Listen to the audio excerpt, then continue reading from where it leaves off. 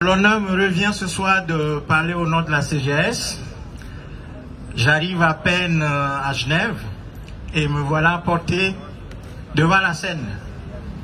Je viens de Lausanne. J'ai commencé à travailler ici il y a juste quelques mois. Et donc, on me plonge dans le bain genevois et je suis content d'être avec vous ce soir pour parler d'un sujet qui est très important. Important parce que l'histoire, c'est le guide.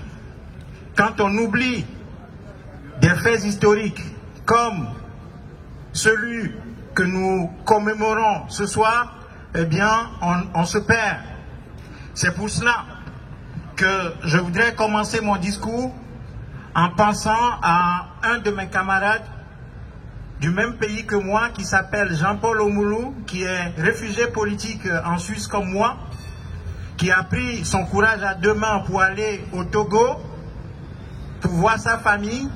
Et le jeudi 4 novembre dernier, il a été arrêté, kidnappé par les forces répressives au service du pouvoir togolais.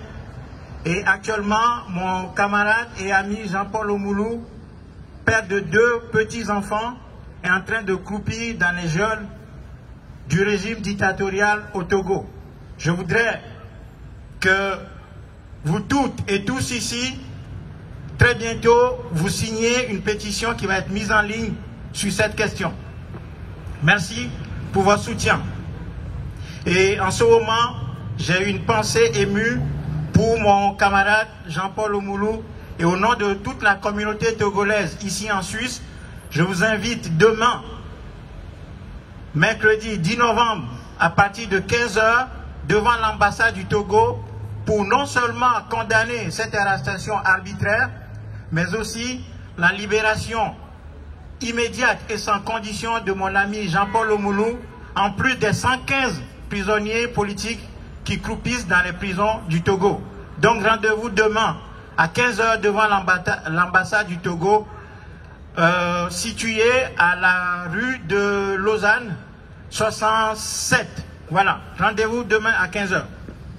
Là-dessus, je voudrais simplement dire, au nom de la communauté genevoise de l'action syndicale, que nous ne devons jamais oublier cette sinistre journée du 9 novembre 1932.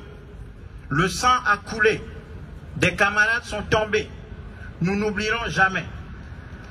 Presque 90 ans après ces assassinats perpétrés par l'armée suisse, un net recul des libertés est observé depuis quelques années. Au nom de l'ordre,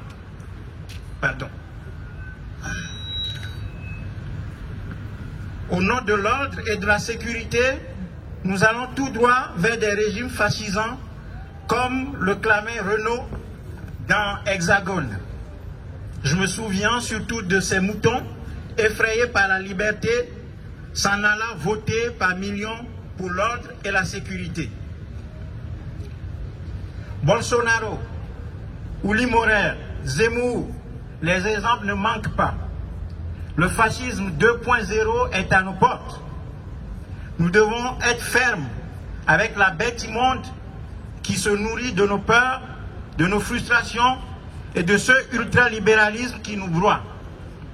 Le monde syndical, la CGAS en tête, est consciente de ces enjeux et appelle à l'unité et à la solidarité.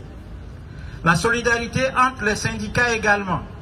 Respectons nos différences et combattons les vrais adversaires. Les travailleurs et travailleuses de ce canton doivent se réapproprier l'appareil syndical et le faire évoluer vers la tolérance, la puissance et l'encadrement des membres. Bien évidemment, en pensant et en renforçant nos valeurs. Ensemble, solidairement, nous serons forts. Merci et bonne soirée.